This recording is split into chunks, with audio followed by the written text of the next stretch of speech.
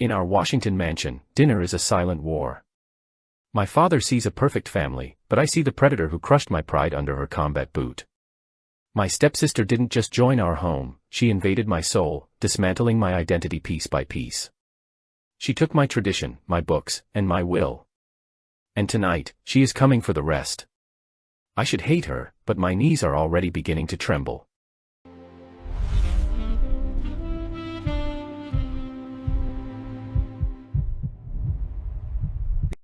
Washington outside the windows of our new mansion was gasping for air in the humid summer swelter, a thick blanket of heat that made the monuments look like they were melting into the Potomac.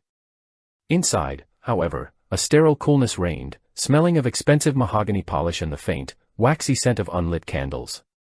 The air conditioner hummed a low, monotonous tune that seemed to vibrate in the very marrow of my bones. I sat there, paralyzed by the artificial winter we had created to keep the reality of the district at bay, feeling the weight of the silence pressing against my eardrums.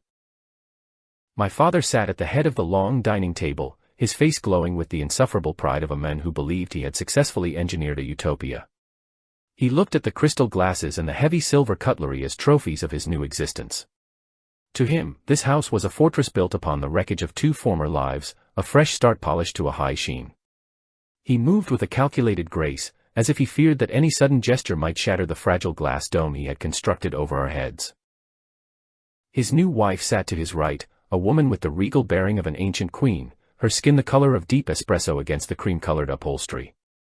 She smiled softly, a gesture that never quite reached her eyes, while she poured tea into porcelain cups with a steady hand. There was a terrifying beauty in her composure, a stillness that suggested she had survived much worse than a quiet dinner. She was the architect of this new domestic order, the woman who had turned my father's world upside down and made him thank her for the chaos. Directly across from me sat the true source of the static electricity, my new stepsister. We were both 20 years old, two reluctant hostages of our parents' romance, yet we stood on opposite shores of a river much wider than any physical map could show. I looked at my hands, pale and motionless against the dark wood, and felt a dull ache of resentment pulse in my chest with every breath she took. Her presence was a constant, irritating friction, a grit of sand in the gears of the life I had known before this forced integration began. She was the embodiment of everything I had been taught to despise, a walking manifesto of loud activism and liberal platitudes that turned my stomach. Every time she spoke, I heard the echoes of protest lines and the demand for a world that had no place for people like me. I watched the way her dark eyelashes brushed against her cheeks, a rhythmic motion that felt like a provocation designed to test my patience. To me, she was not a sibling but an interloper, a tactical maneuver in a cultural war that had finally breached the perimeter of my own home.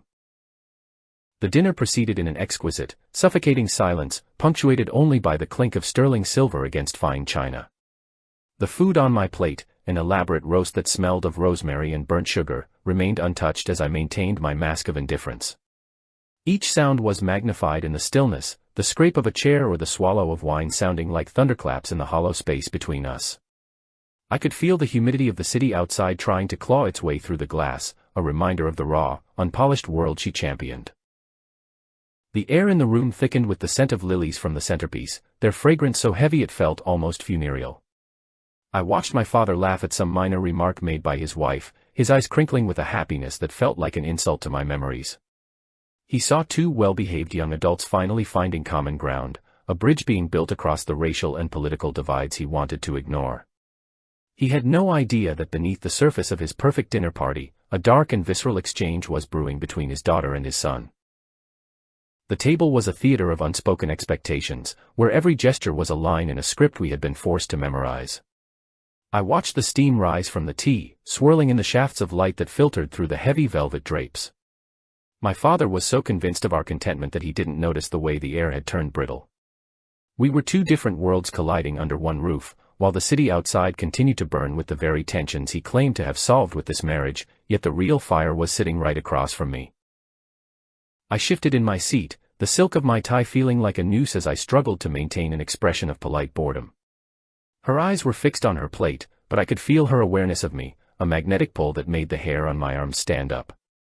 Every time she reached for her glass, the movement felt like a calculated invasion of the stagnant air that separated us. I focused on the ticking of the clock, trying to drown out the sound of my own pulse which had begun to hammer against my ribs like a trapped bird sensing a predator nearby. Everything seemed the perfect realization of the American dream until I felt a sharp, stinging thrust beneath the lace of the tablecloth. Her leg, encased in a heavy army boot, intentionally and rudely stepped on my polished loafer, crushing the expensive leather and grinding invisible dirt into my perfection. She did not look away, continuing to smile sweetly at my father, but in her eyes I saw not just a challenge, but a promise of war. The quiet, lavender-scented house was no longer a sanctuary, but a battlefield where the first shot had been fired in total, suffocating silence. The sun began its slow descent over the humid sprawl of the capital, casting long, bruised shadows across our dining room. The ritual was always the same, a choreographed dance of manners that masked the jagged edges of our mutual disdain. My father sat there, swirling a deep red Cabernet in his glass, oblivious to the psychic static that hummed between my stepsister and me. Every evening, the table became a theater of refined cruelty where we performed for an audience of two. The air was always heavy, saturated with the scent of roasted meat and the cloying sweetness of the floral arrangements that my stepmother meticulously refreshed every 3 days. We would start with the headlines, the mundane political bickering of the district, before diving into the deeper, bloodier waters of ideology. I would lean back, my fingers tracing the cold edge of my silver fork, and deliver my arguments with a calculated, conservative precision. I spoke of tradition, of the meritocracy that I believed held the world together, and of the dangerous folly of radical change. Across from me, she would watch with an expression of weary amusement, her dark eyes reflecting the flickering candlelight like twin pools of obsidian. She didn't just disagree with my words, she seemed to find the very foundation of my worldview to be a source of endless, mocking comedy. Her rebuttals were never shouted, they were whispered with a surgical accuracy that made my skin crawl with a mixture of anger and reluctant fascination. She spoke of justice as if it were a physical weight she carried, a burden that my privileged existence allowed me to ignore. When we touched on the subject of racial quotas and social equity, her voice took on a sharper edge, a blade concealed in velvet. My stepmother would beam with pride, mistaking our venomous back and forth for some kind of high-level intellectual bonding. They saw a blossoming friendship, a healing of the divide, while I felt the slow-acting poison of her intellect seeping into the cracks of my own certainty. My stepmother would often intervene with a soft, melodic laugh that seemed designed to de-escalate the tension she couldn't quite name. She would place a gentle hand on my father's arm and remark on how wonderful it was to see the younger generation so passionate about the future of the country. To her, our snarling debates were merely the growing pains of a new family unit finding its rhythm in a changing world. She didn't see the way my stepsister's eyes would narrow when I spoke of heritage, or the way I would look away when she spoke of systemic change. They were living in a pleasant dream of harmony, while we were trapped in a visceral reality that they couldn't begin to fathom. The physical toll of these exchanges began to manifest in the way my body reacted to her presence even before a single word was uttered. I found myself hyper-aware of the sound of her breathing, a soft, rhythmic counterpoint to the ticking of the grandfather clock in the hallway. The smell of her perfume would drift toward me, a complex layering of sandalwood and something sharper, something that smelled of smoke and rain-drenched asphalt. It was the scent of a rebellion I couldn't understand, a fragrance that felt like a deliberate intrusion into my sterile, orderly world. My palms would grow damp, and I would find myself gripping the table until my knuckles turned a ghostly white. One evening, after the parents had retired to their wing of the house, we found ourselves lingering in the library, a room draped in shadows and leather. The walls were lined with thousands of volumes of classical literature, their gold-embossed spines gleaming faintly in the low light of a single green-shaded lamp. I had gone there to find a quiet place to nurse my lingering frustration, only to find her already entrenched in one of the oversized wingback chairs. She didn't look up from her book, but the very air in the room seemed to tighten around us. It was a space designed for contemplation, yet it felt more like a cage where two predators were forced to occupy the same square inch. I walked over to the mahogany desk, my movements stiff and guarded, as I poured myself a small glass of amber scotch. The clink of the decanter against the glass felt deafening in the heavy silence that had settled over the library. I could feel her gaze on my back, a prickling sensation that traveled up my spine and settled at the base of my skull. I wanted to say something devastating, something that would finally shatter her composure and force her to acknowledge the hierarchy she so casually ignored. Instead, I stood there in the dark, watching the way the shadows of the trees outside danced across the rows of books, feeling like a stranger in my own father's house in the dead of night. She finally closed her book with a soft, final thud and stood up, moving toward me with a grace that felt predatory and fluid. Her voice was low and syrupy as she spoke, the words vibrating in the small space that remained between our bodies. "You are so terrified of losing your fragile little throne, aren't you?" she whispered, her breath warm against the side of my face. It was not a question but a diagnosis, a brutal assessment of my soul delivered with a smile I could feel rather than see. The air in the library seemed to vanish, leaving us in a vacuum where only her scent and the heat of her presence mattered. I turned to face her, my heart hammering a frantic rhythm against my ribs. At that exact moment, the long-threatened storm finally broke over Washington, a jagged bolt of lightning tearing the violet sky into jagged pieces. The thunder followed almost instantly, a deep, guttural roar that shook the very foundations of the mansion and made the windowpanes rattle in their frames. In the sudden, brilliant flash of white light, I saw her face with a terrifying clarity, her features sharp and mocking. The rain began to lash against the glass, a frantic drumming that mirrored the rising chaos in my own mind. We were illuminated for a fraction of a second, two silhouettes frozen in a moment of absolute tension, before the darkness swallowed us whole once again. My hatred for her had always been a solid thing, a stone I carried in my pocket and sharpened whenever I felt vulnerable or weak. But as we stood there in the gloom, with the rain screaming against the house, I felt that stone begin to melt and change its form.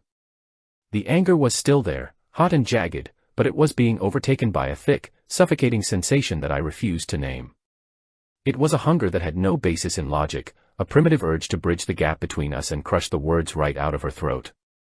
I could see the reflection of my own simmering rage in the dark mirrors of her pupils, and for the first time, I realized that she was not afraid of what I might do.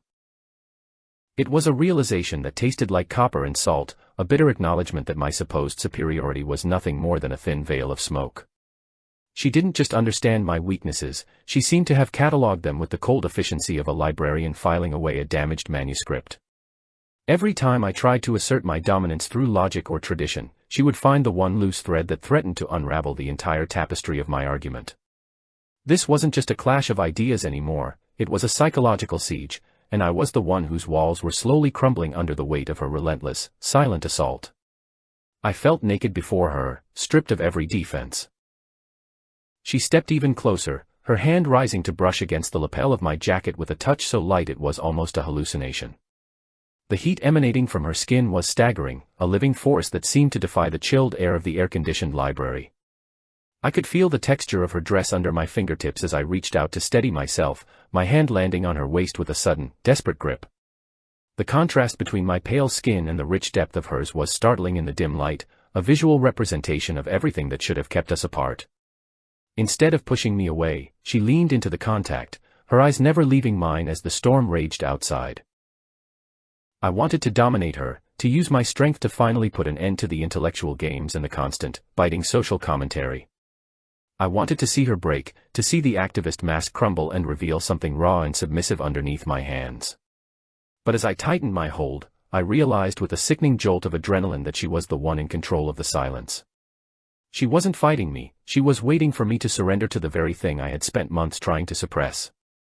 The hatred that had defined our relationship was no longer a barrier, it had become the fuel for a fire that was rapidly consuming every rational thought I possessed in that shadowed room.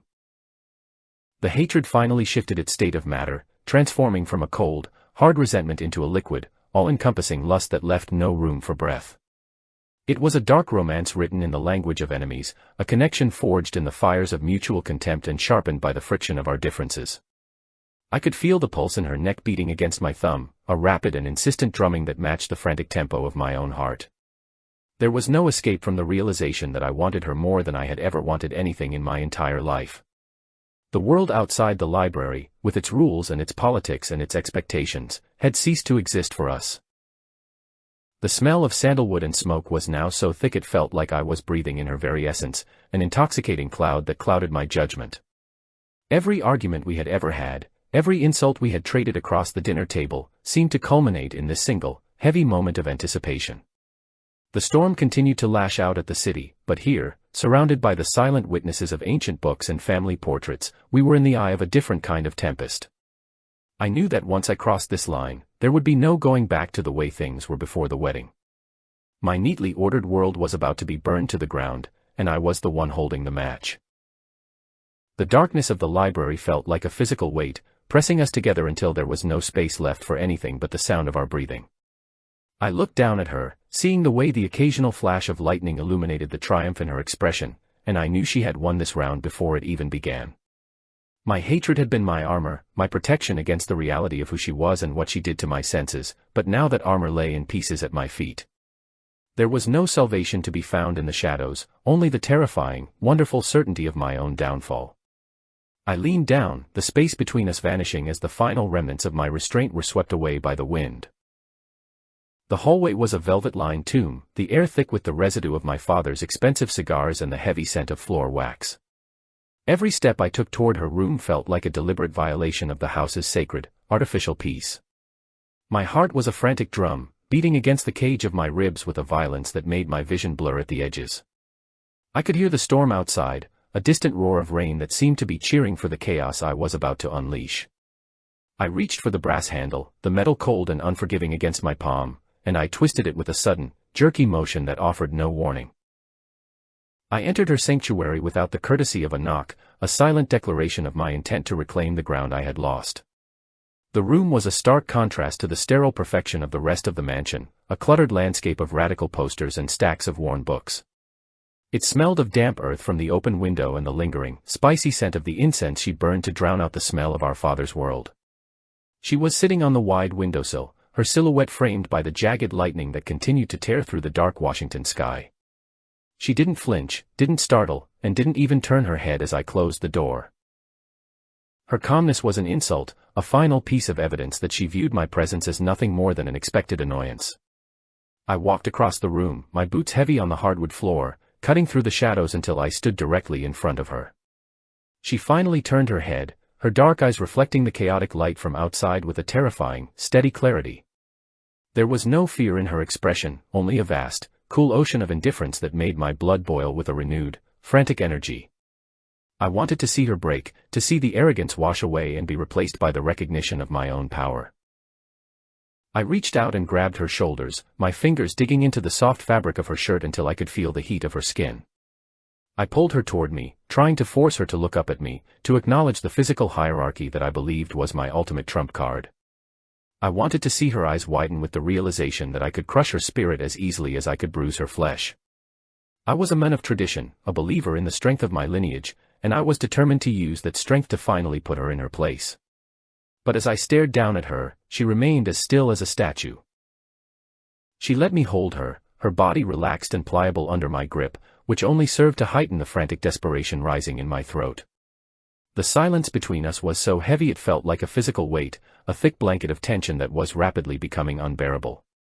I leaned in, my face inches from hers, searching for even the slightest tremor of uncertainty in her gaze.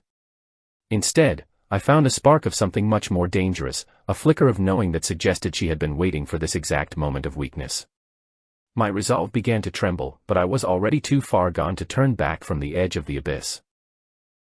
When I finally leaned down to kiss her, it was not an act of affection, but an act of war, a collision of two opposing forces. It felt like a high-speed crash, teeth clashing and the metallic taste of salt filling my mouth as I tried to assert my will over hers. I expected her to pull away, to struggle or cry out in indignation, but she did the one thing I was entirely unprepared for.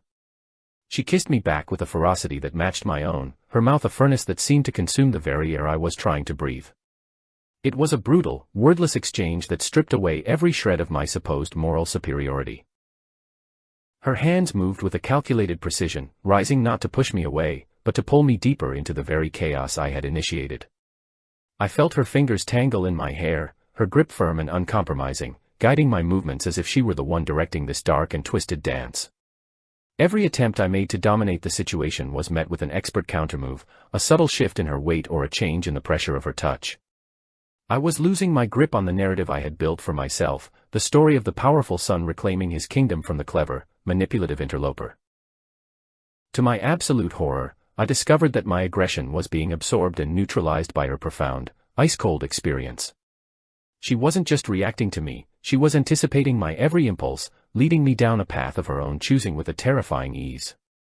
It felt as if she had memorized the map of my desires before I even knew they existed, using my own lust as a weapon against my pride.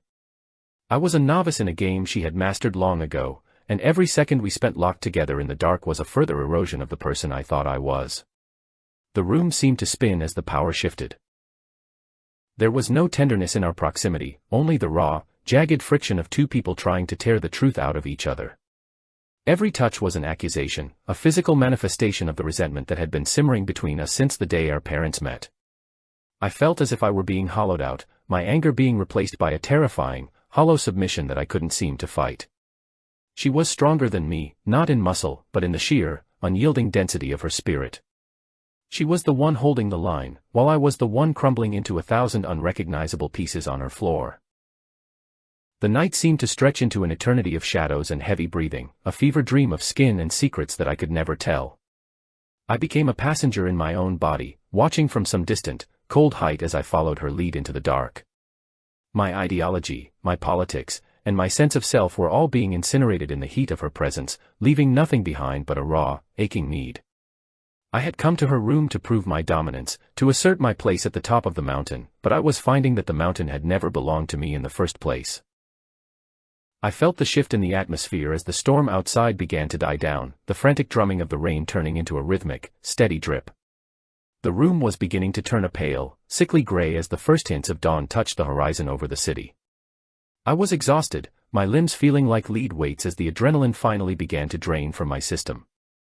I found myself on the floor, the cold wood a harsh reminder of my current position, while she remained on her perch above me. I didn't have the strength to stand, and I didn't have the will to look away. I lay there for a long time, staring up at the ceiling, watching the dust motes dance in the weak, emerging light of the morning.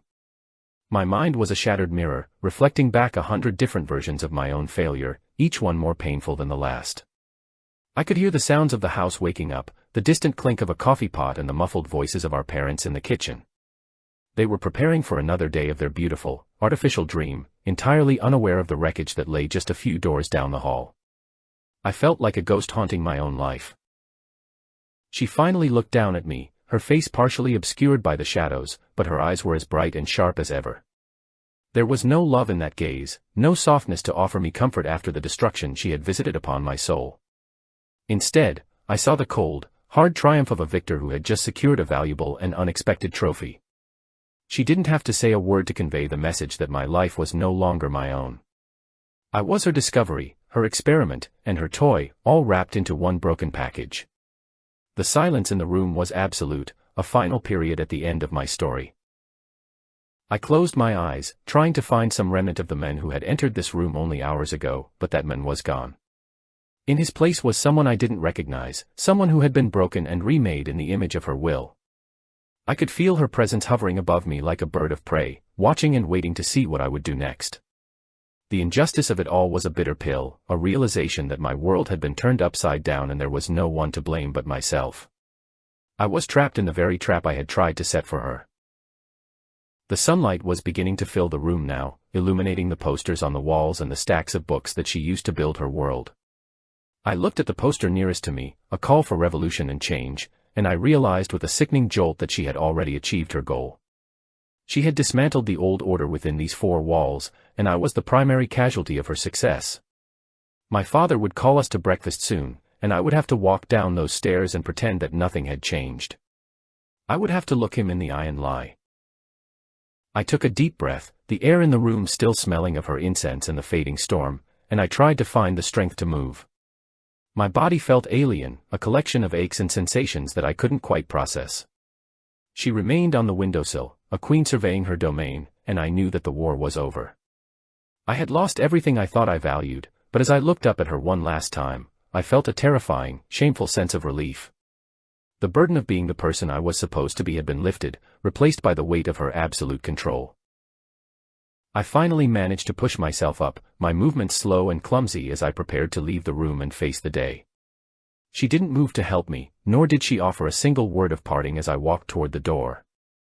I felt her eyes on my back until the moment the latch clicked shut, a final, invisible tether that I knew would never be cut. The hallway was bright now, the sun shining through the windows and casting long, golden shadows across the expensive carpet. I walked toward my own room, a stranger in a familiar house, waiting for the next command from my new master.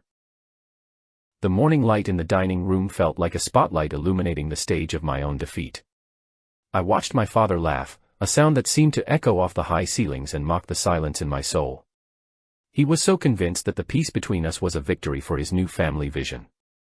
Beside him, my stepmother nodded in agreement, her presence a calm anchor in a sea of hidden turmoil.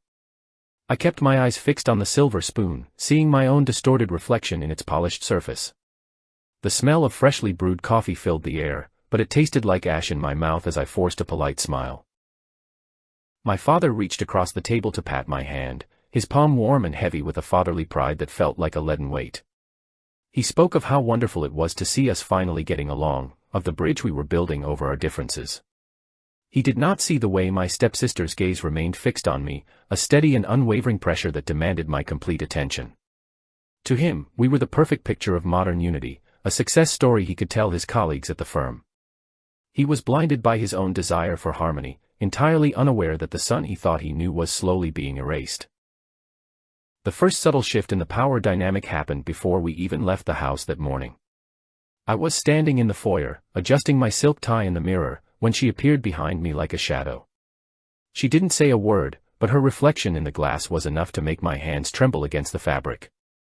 I had chosen a red tie, a small, stubborn symbol of my old self and my conservative heritage. She looked at it for a long moment, her expression unreadable, before she reached out and touched the knot with a slow, deliberate motion that sent a shiver down my spine.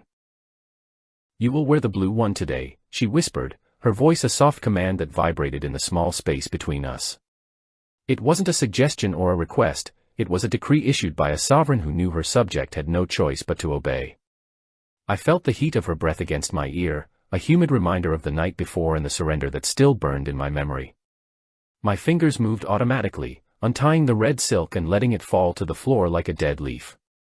I reached for the blue tie she held out to me, my pride withering under the cool, triumphant light in her dark eyes. The sensation of her hand adjusting the new knot was both a comfort and a curse, a tactile reminder of the leash she had placed around my neck. Her touch was efficient and cold, yet it sparked a frantic heat in my chest that I couldn't suppress. As she smoothed the collar of my shirt, she leaned in even closer, her scent of sandalwood and rebellion wrapping around me like a shroud. I was hyper-aware of her proximity, of the way her chest rose and fell with each breath, and the way I had become a puppet in her hands. When she finally stepped back, I felt a strange sense of loss. Later that afternoon, she called me into the library, the room where our intellectual battles had once been fought on equal ground. Now, however, the atmosphere had changed, the air thick with the smell of old paper and the scent of her victory. She pointed to the shelves where my favorite books on traditional philosophy and conservative thought were kept. "These are no longer necessary for your education," she said, her voice devoid of any emotion other than a flat, absolute certainty. She handed me a heavy cardboard box and waited for me to begin the process of purging my own intellectual history. I felt a surge of indignation as I reached for the first volume, a leather-bound book that had belonged to my grandfather. For a brief second, I thought about refusing, about throwing the book down and asserting my right to my own mind. But then she moved slightly, the light from the window catching the curve of her neck, and the memory of my submission washed over me with a dizzying force. My hand shook as I placed the book in the box, followed by another and another, until the shelves were bare. I was literally disposing of the person I used to be, one chapter at a time. We left the mansion and drove into the heart of the city, the Washington heat pressing against the car windows like a physical hand. I was her driver and her shadow, navigating the crowded streets while she reviewed the manifestos she had written for her next protest. The contrast between the sterile luxury of our home and the gritty reality of the community centers we visited was jarring. I stood in the background, carrying her heavy bags of flyers, feeling the weight of the paper as a physical manifestation of my new role. I was no longer the protagonist of my own life, I was an extra. The smell of cheap printer ink and stale coffee in the activist offices became the new olfactory background of my existence. I watched her move through the rooms with a fluid, commanding grace, her voice rising above the chatter as she organized her followers. To them, I was just the quiet, pale assistant who followed her everywhere, a curious but useful addition to her team. They didn't see the way she would look at me when no one was watching, a gaze that was both possessive and mocking. I was the secret she kept in plain sight, a trophy of the war she was winning every single day. Walking behind her through the humid afternoon, I felt the metaphor of the leash becoming more real with every step I took. It wasn't a physical chain, but it was just as effective, a psychological tether that kept me exactly where she wanted me to be. I watched the way the sun caught the highlights in her hair and the way people stepped aside to let her pass, and I felt a twisted sense of pride in my own subordination. I was the one who got to see the woman behind the mask, even if that woman was the one who was systematically dismantling everything I believed in. By the time we returned to the mansion for the evening meal, I was exhausted, my mind a blurred landscape of her commands and my own compliance. We had a dinner party scheduled with a prominent senator and his wife, a night that required the highest level of performance from both of us. My father was in his element, holding court at the head of the table and talking about the future of the district. I sat in my assigned seat, wearing the blue tie and the mask of the dutiful son, while my stepsister sat across from me, her eyes never leaving my face for long. The senator turned to me during the main course, asking for my opinion on a new piece of legislation that I would have normally opposed with every fiber of my being. I felt the familiar urge to speak my truth, to defend the values I had been raised with, but then I felt her foot press against mine under the table. It was a firm, grounding pressure that reminded me of the rules she had established in the library. I looked at her, seeing the slight tilt of her head and the subtle, dangerous smile playing at the corners of her mouth. The words died in my throat. I gave the answer she wanted, a carefully constructed set of platitudes that aligned perfectly with her ideology and her goals. My father beamed with pride, remarking to the senator on how much I had grown and how my perspectives had broadened since the wedding. I felt a sick sense of shame rising in my chest, a bitter taste that no amount of expensive wine could wash away. I was lying to everyone in the room, including myself, and the worst part was that I was doing it willingly. I had become an accomplice in my own destruction, a witness to my own disappearance. After the guests had departed and the house had settled into its nighttime rhythm, I found myself wandering the dark hallways like a ghost. I ended up in the kitchen, searching for a glass of water to soothe the dryness in my throat, when I heard her footsteps behind me. I didn't turn around, already knowing the scent of her perfume and the weight of her presence. She walked up to me and leaned against the counter, her dark skin a beautiful contrast against the white marble. "You did well tonight," she said, her voice a low purr that made my heart race with a shameful, desperate joy. I tried to muster some remnant of my old defiance, to tell her that I hated what she was doing to me and that I wanted my life back. I opened my mouth to speak, but she reached out and placed a finger against my lips, a gesture that was both a caress and a gag. The words crumbled into silence, replaced by the overwhelming reality of her proximity and the power she held over my senses. I realized then that I didn't want to be free, not if freedom meant losing the intensity of the connection she had forged between us. I was addicted to the pain of my own defeat. She moved her hand from my lips to the back of my neck, her fingers tangling in the hair at my nape with a firm, possessive grip. It was the physical manifestation of the leash I had been feeling all day, a touch that demanded my total attention and my absolute submission. She pulled me down toward her, her eyes searching mine for any sign of lingering rebellion, and I knew that she found exactly what she was looking for. My knees felt weak, and I had to reach out to the counter to steady myself as the room seemed to tilt and spin around us in the dark. The surreality of my existence had become a permanent state of being, a nightmare that I no longer wished to wake up from. I looked at her and saw my future, a life lived in her shadow, fulfilling her whims and serving her causes until there was nothing left of the man I used to be. I despised myself for my weakness, for the ease with which I had been broken, and yet I adored her for the strength she used to break me. She was my tormentor and my savior, the woman who had shown me the terrifying, beautiful truth of what I really was. As the clock in the hallway struck midnight, marking the beginning of another day under her rule, she finally let go of my neck and stepped back. She gave me one last, triumphant smile, the kind of look a collector gives to a particularly rare and difficult-to-attain specimen. "Sleep well," she whispered, before turning and walking away into the shadows of the mansion. I stood there alone in the kitchen, the silence of the house pressing in on me from all sides, and I realized that I was already counting the minutes until the morning light would bring her back to me. The mansion breathed with a predatory life of its own, every chandelier and gilded frame reflecting the cold ambitions of the men who filled its halls. Outside, the Potomac sweltered under a blanket of oppressive heat, but here, the air was a crisp, artificial winter that smelled of beeswax and expensive cigars. I stood at the edge of the ballroom, watching the choreographed movements of the Washington elite as they navigated the invisible currents of power. My tuxedo felt like a uniform of a war I had already lost, the stiff collar pressing against my throat like a warning. I was a ghost in my own home, waiting for the master to call. My father was engaged in an intricate dance of influence, his face lit by the warm glow of the wall sconces as he spoke to Senator Harrison. They stood near the velvet drapes, their silhouettes sharp against the heavy fabric, while they traded secrets like rare coins. My father's pride was a palpable force in the room, a radiant energy that he projected onto everyone he touched, especially me. He looked over at me and nodded, a silent command to remain visible and composed. He saw a successor, a champion of the old world, unaware that the core of his legacy had already been hollowed out and replaced by a dark, shimmering rot. Then she entered the fray, a silhouette of obsidian grace that seemed to pull all the light in the room toward her dark, matte skin. She wore a gown of midnight blue silk that shifted like water with every step she took, her presence an undeniable disruption to the pale, predictable crowd. She didn't just walk into the room, she invaded it, her eyes scanning the faces of the powerful with a clinical, predatory focus. When her gaze finally settled on me, I felt a jolt of electricity race up my spine, a familiar tightening in my chest that made it impossible to breathe. She was the architect of my ruin, and I was her most willing project.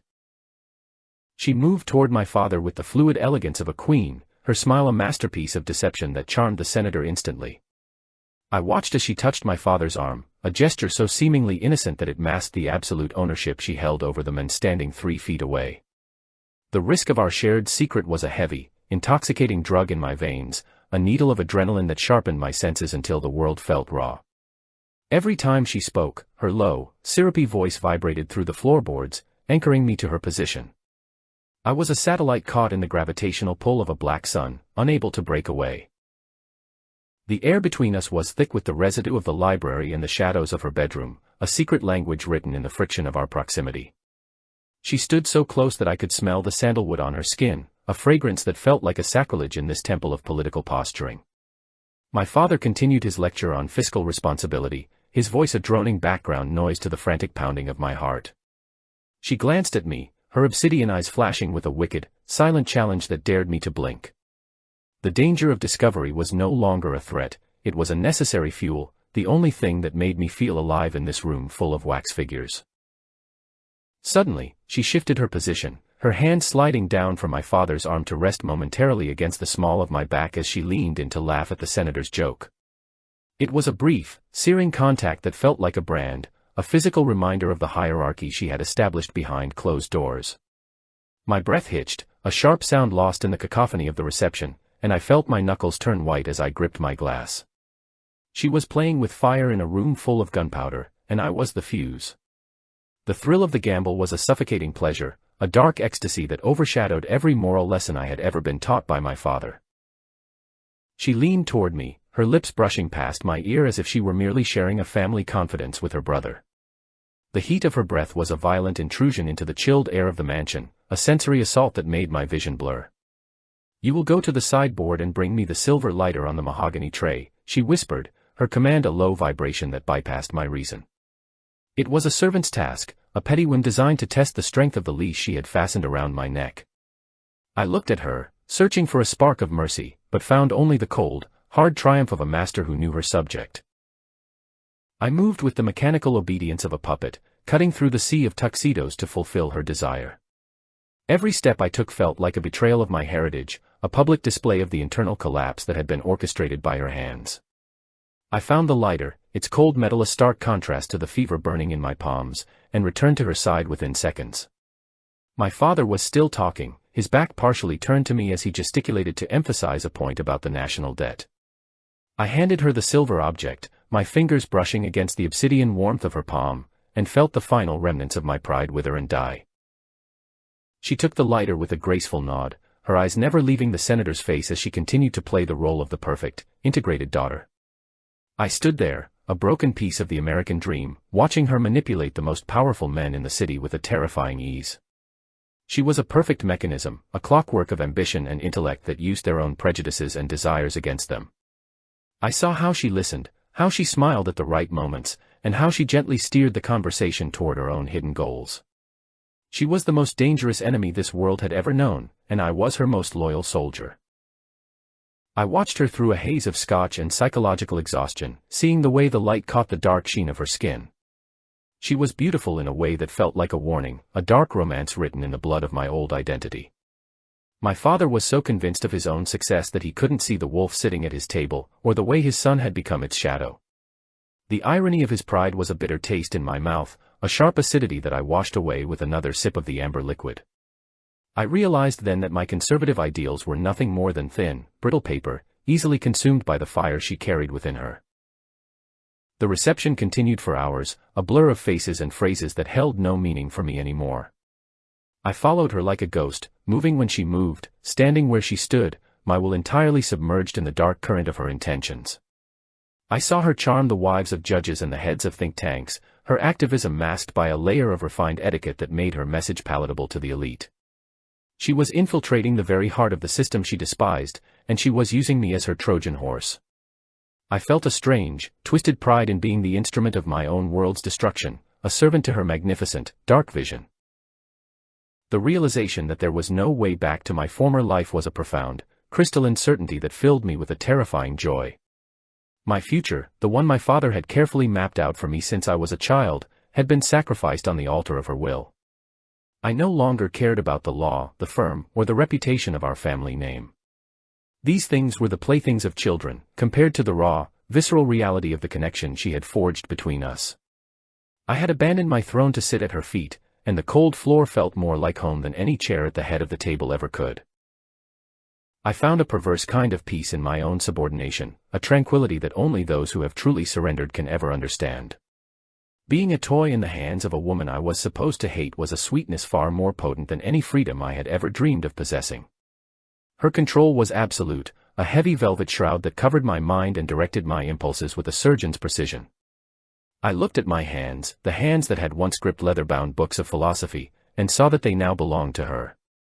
My pride had been a heavy burden, and I was grateful to her for taking it away and replacing it with her purpose. The reception began to wind down, the golden light of the chandeliers dimming as the last of the guests filtered out into the humid Washington night. My father looked tired but satisfied, his arm around his wife as they surveyed the empty ballroom with a sense of accomplishment. They saw a night of successful networking and family harmony, a victory for the life they were building together. They didn't see the wreckage of the son who stood in the corner, or the triumphant glint in the eyes of the daughter who had won everything. We were a family of lies, a beautiful facade hiding a truth that was darker than the night outside. She walked over to me as the servants began to clear the crystal glasses, her movements slow and deliberate in the quiet air. "You did well tonight," she said, her voice a low purr that made my heart hammer against my ribs with a frantic, shameful delight. She reached out and adjusted my blue tie, her fingers lingering against the pulse in my neck with a firm, possessive pressure. She wasn't praising me, she was acknowledging the efficiency of a well-maintained tool. I looked into her dark eyes and saw the reflection of a man who no longer had a soul of his own, only the goals she had planted within his hollow chest. She had created something entirely new from the fragments of my broken personality, a creature that existed only to serve her will and advance her cause. I was no longer the boy who feared the loss of his throne, I was the man who had burned it to keep her warm. The transformation was complete, a psychological alchemy that had turned my hatred into a deep, unshakable devotion to my own tormentor. I followed her toward the stairs, my boots silent on the marble, feeling the weight of the night pressing down on us. The mansion was quiet now, but the war we were fighting was only just beginning to enter its most dangerous phase. As we climbed the stairs, I looked back at the ballroom one last time, seeing the empty spaces where the powerful had stood only moments ago. Their world was fragile, a glass dome waiting for the right vibration to shatter into 1,000 jagged pieces. She was that vibration, and I was the echo she had created to carry her sound into the darkest corners of the city. I felt a surge of adrenaline at the thought of the damage we would do together, a duo of destruction hidden behind a mask of respectability. The injustice of my fall was the source of my greatest happiness, a secret I would carry to the end. The hallway to her room was a narrow passage of shadows and light, the air smelling of the fading floral arrangements and the sharp scent of the coming dawn. I stopped at her door, waiting for her command to enter or to remain, my body a coiled spring of anticipation. She turned and looked at me, her face partially obscured by the gloom, and for a fraction of a second, I saw the depth of the void she had opened within me. There was no mercy there, no softness to offer comfort, only the cold and magnificent certainty of her reign. I bowed my head, accepting the darkness as my only truth, and followed her into the room.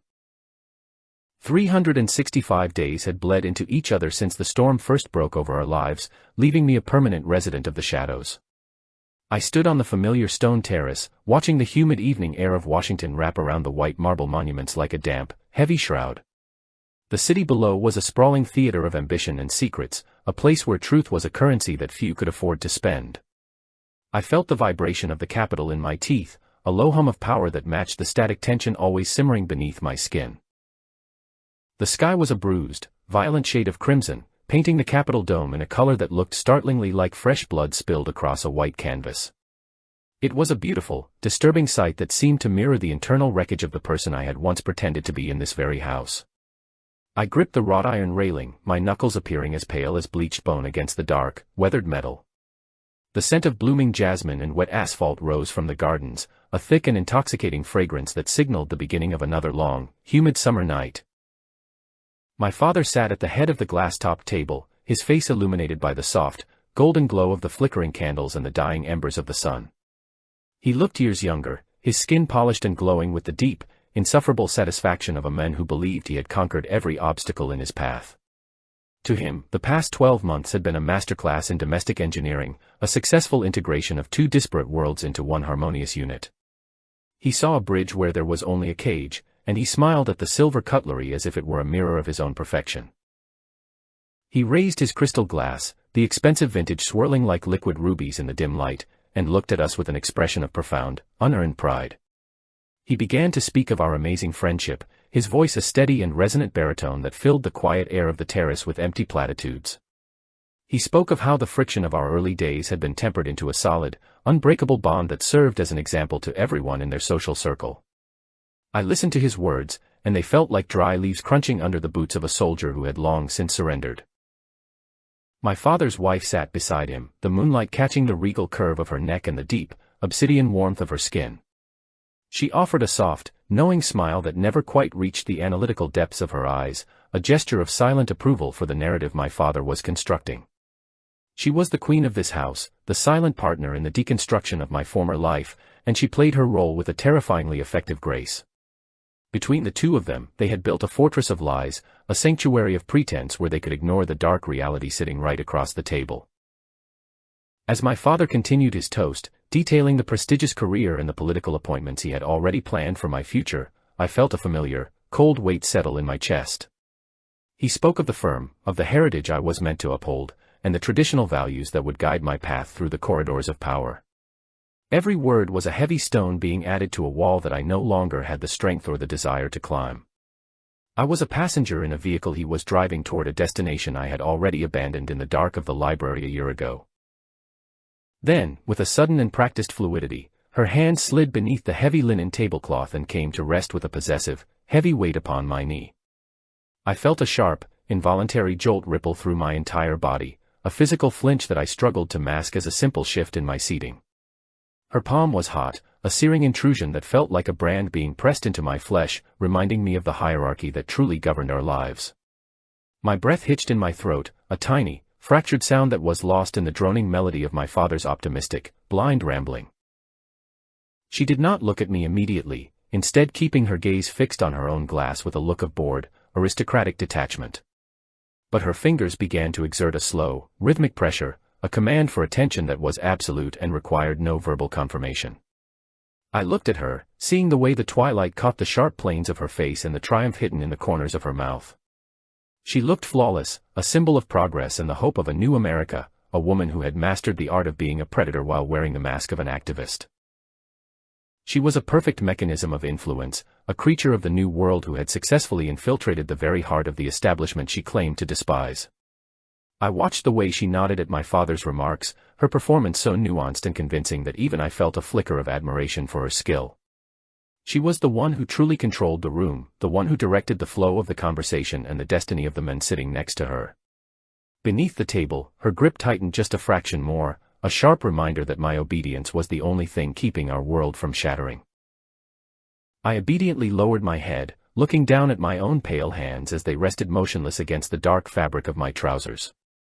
It was a gesture of complete and total submission, a sign that I had accepted the yoke she had placed around my neck with a shameful, desperate fervor. My life no longer belonged to me, and my thoughts were merely echoes of the goals she had planted within my hollowed-out chest. Yet, to my own horror and secret delight, I felt a strange, perverted sense of happiness in this captivity, a tranquility that only a well-trained animal can ever truly understand. A reader might look at this scene and feel a surge of profound indignation, a shivering disgust at the sight of a man being systematically dismantled and replaced by his tormentor. They would see the injustice of my broken will, the way my convictions had been trampled into the dust and replaced by the whims of a clever manipulator. They would want a catharsis, a moment where I stood up and reclaimed my throne from the interloper who had stolen my soul. But they would be looking at a ghost, a remnant of a person who had found a more visceral truth in the dark than he ever had in the light. The silence of my own identity was a comfort now, a heavy velvet shroud that protected me from the exhausting requirements of being the person my father wanted me to be.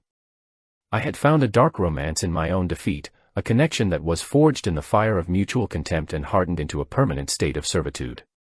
The man who had walked into this mansion a year ago was a brittle, paper-thin construction of traditions and titles that held no real weight. In his place was a creature of skin and sensation, a being that existed only to serve the magnificent, dark vision of the Queen sitting across from him. We were the perfect couple for a city like Washington, a place where the facade was the only thing that mattered and the truth was a liability to be buried. On the surface, we were the children of a successful, integrated marriage, the symbols of a bright and unified future for the political elite. Beneath that polished surface, however, lay a dark and porous reality that would have made the strongest of our father's colleagues recoil in fear. We were the predators hidden in plain sight, a duo of destruction that used the rules of the house to build a private kingdom of our own. My father finished his toast and took a deep, satisfied drink of his wine, his eyes crinkling with a happiness that felt like a physical weight on my shoulders. He reached out to pat my hand, his palm warm and paternal, a gesture of affection for a son who no longer existed in any meaningful way. He saw a loyal successor, a man of character and strength, while I felt the cold, hard edges of the leash that she held in her other hand.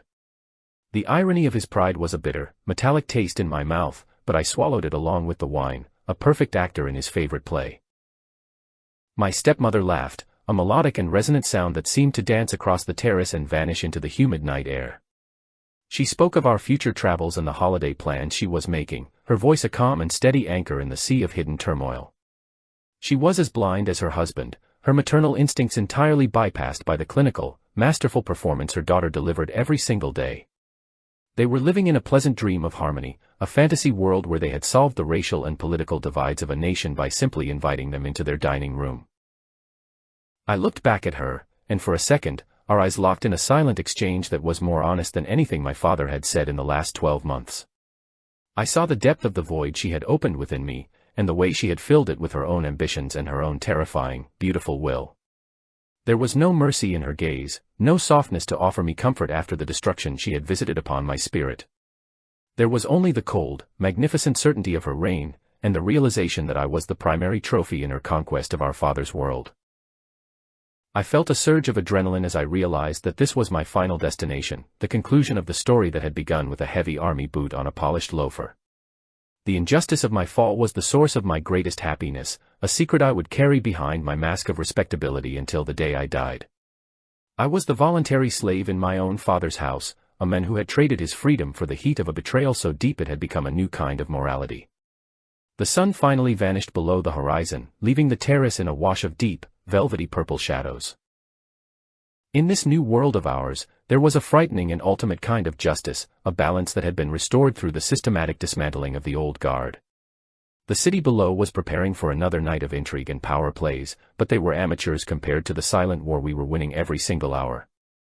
I reached out and touched my wine glass, my movements graceful and obedient, as I prepared to play my part in the next act of our father's dream. The darkness was our home now, and I was exactly where I was meant to be, a shadow at the side of a queen.